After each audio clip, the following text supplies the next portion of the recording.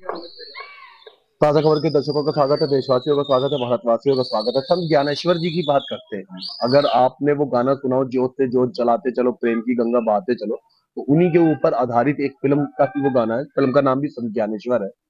उनके चमत्कारों के किस्सों में बताऊं तो बहुत सारे उनसे जुड़े हुए किस्से हैं। जब वो किशोर अवस्था में थे, तभी से ही उनकी धार्मिकता शुरू हो गई थी। तभी से उनका धर्म कर्म के अंदर विश्वास, धर्म कर्म के अंदर भावना शुरू हो गई थी, श्रद्धा शुरू हो गई थी। और उनके चमत्कार शुरू हुए। तो उनमें से एक चमत्कार था कि उनकी पीठ के ऊपर उनकी बहन, उनके घर में तवा नहीं था, तो उनकी पीठ तवा बन गई थी और उनकी बहन ने वहां पे रोटी बनाई थी। और भी कई सारे चमत्कार। या मैं संत ज्ञानेश्वर जी का जिक्र इसलिए कर रहा हूँ कि बहुत से लोग होते हैं कि जो बालपन से, किशोर अवस्था से ही धर्म कर्म में लगन लगा लेते हैं। किन्हीं न किन्हीं देवी देवताओं की उनके ऊपर कृपा हो जाती है और फिर वो दूसरों के कष्ट दूर करने लगते हैं। ये मैं आपको वो बातें बता रहा हूँ जो मैंने पढ़ी है कहीं ना कहीं पुस्तकों में। आज हम वास्तविक रूप से मौजूद है मंगोलपुरी में, संतोषी माता मंदिर के अंदर में, राजकुमार संत जी के पास में। आइए इन्हीं से बात करते हैं। दिवाली के उपलक्ष्य में हम उनके पास। महाराज जी, बहुत बहुत स्वागत है आपका। कब से लो लगी आपको धर्म कर्म की? कब से आपको जो है वो लोगों की सेवा और धार्मिकता की लौ लगी? ये तो हमारा खानदान में जी। हमारे पिताजी भी भगत थे। दादाजी भी माता के भगत थे। और हम भी माता के भगत हैं। और हमारे बेटे भी भगत रहे हैं। पोते भी भगत हैं। ठीक है, हमें तो ये विरासत में मिली है।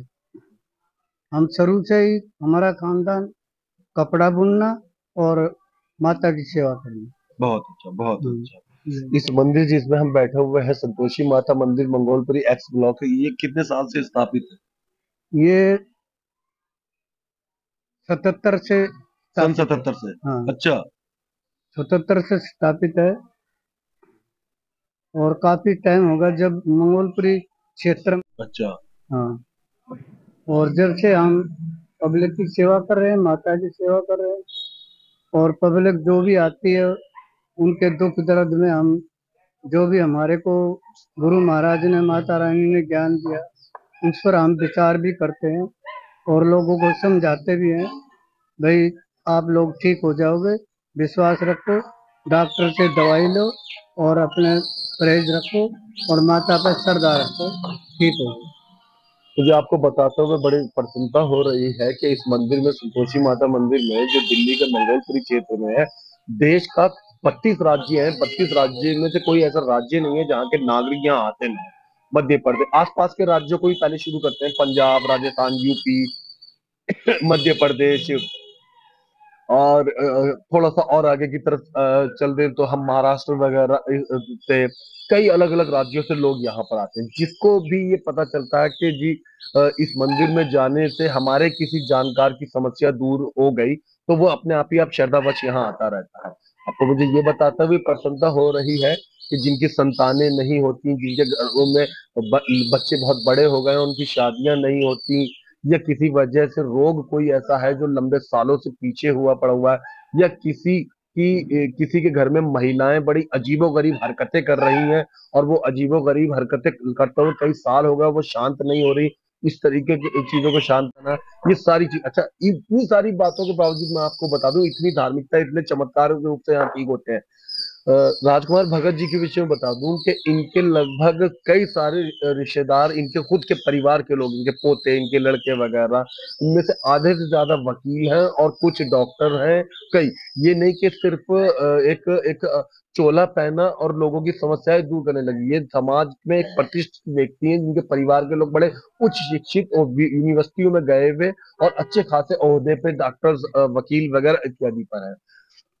कहाँ कहाँ से लोग बाग यहाँ पर आते हैं और कैसे वो लोग यहाँ तक पहुंच पाते हैं अलग अलग राज्यों से? मेरे पास तो बंगाल, उड़ीसा, मद्रास, महाराष्ट्र, आंध्र प्रदेश, हरियाणा, पंजाब, राजस्थान, यूपी, उत्तराखंड, हिमाचल, तकरीबन सभी जगह के लोग आते हैं। फिर ये दिल्ली है, सभी जगह के लोग यहाँ बसे हुए हम्म। आते रहते हैं। और पुलिस वाले भी आते हैं, मिलिट्री वाले भी आते हैं, अच्छा। और साधु संत भी आते हैं। अच्छा। कई बार उनको भी कोई हरकतें ऐसी हो जाती है तो वो बेचारे, कुछ साधु संत होते हैं बिल्कुल, वो भगवान के भगत होते हैं, वो ज्यादा इनको नहीं जानते। और वो और कहीं नहीं जाते, मेरे पे विश्वास करते हैं। क्या बात है। अच्छा। वहाँ आते हैं तो वो कहते हैं भगत जी भाई हमारी कुछ सेवा करो, हमारे को कुछ तकलीफ हो रही है और दवाई नहीं लग रही है। मैं कहा, आओ गुरु जी आपकी सेवा करते हैं, माता की कृपा से ठीक होते हैं। बहुत अच्छा। ये बात कहाँ तक सच है भगत जी के यहाँ इस मंदिर में आप एक खास प्रकार की दवा देते हैं जिसे देने से सुना जाता है कि लोगों की शराब पीने की बुरी लत दूर हो जाती है। हाँ ये हम देते हैं। वो वो दवाई होती है, उसका मंत्र करा जाता है जी। 108 बार मंत्र करके, और फिर हम देते हैं। गुरु महाराज की कृपा से, माता की कृपा से आस्ते आस्ते वो छोड़ने लग जाता है। बहुत हाँ उसको अंदर दिमाग आ जाता है कि मैं जो ये है वो हरकतें कर रहा है, ये हरकतें। जो है ये गलत है, मेरे बच्चों के लिए, मेरे लिए और हमारी बीवी के लिए, माता पिता के लिए ये गलत है चीज।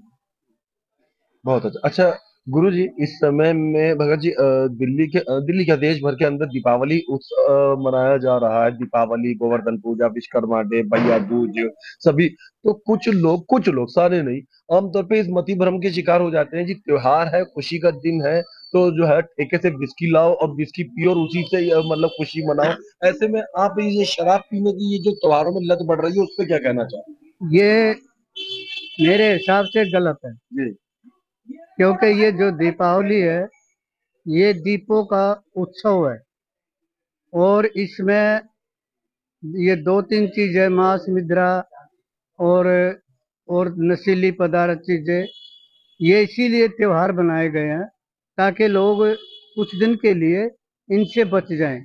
पर कुछ लोग ऐसी संगत में बैठते हैं जो उनको पता ही नहीं ये त्योहार क्या चीज है, जी। ये पूजा पाठ क्या चीज है। जी। ठीक है। और दीपावली पे माता लक्ष्मी की पूजा होती है, गणेश की पूजा होती है, कुबेर की भी पूजा होती है, और शनि देवता की भी पूजा होती है। सबकी पूजा की जाती है, काली माता की भी करी जाती है। सब अब अपने इष्टों की, देवी देवता की पूजा करते हैं ताकि हमारे परिवार में सुख शांति रहे और हमारे को काम धंधे में तरक्की मिलती रहे। ऐसे करते हैं लोग। पर कुछ लोग होते हैं जो इन पर्व पर भी दारू का सेवन करते हैं, पर वो लोग वहीं तक ही रह जाते हैं। दीपावली और दीपावली से जुड़े हुए जो अन्य त्योहार है इस उपलक्ष्य में क्या कहना चाहेंगे आप? संदेश है मेरा, एक प्रार्थना है। मैं सभी दिल्ली वासियों को, पूरे देशवासियों के, भारत वासियों को एक प्रार्थना करता हूँ कि आप नशे से दूर रहिए, और कुछ ऐसे नशे हैं जो आदमी को नहीं नहीं दिखते और वो खाता रहता है, और वो आखिरी में बिल्कुल अस्त हो जाता है और उसकी मौत ही हो जाती है। मेरा यही है, संदेश भी है, प्रार्थना भी है कि इन चीजों से दूर रहो। अपने देवी देवता को, माँ बाप को, भाई बहन को पढ़ाओ लिखाओ, अच्छी शिक्षा दिलाओ, और उनको पूजा पाठ की, धर्म ग्रंथों की जरूर शिक्षा दो। हर घर के अंदर जरूर शिक्षा देनी चाहिए।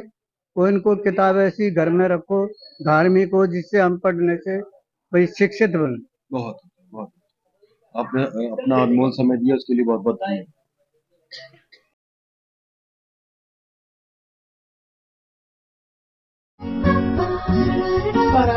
दिन की शुरुआत पूजा के साथ, स्वाद बेहतरीन, पूजा नमकीन।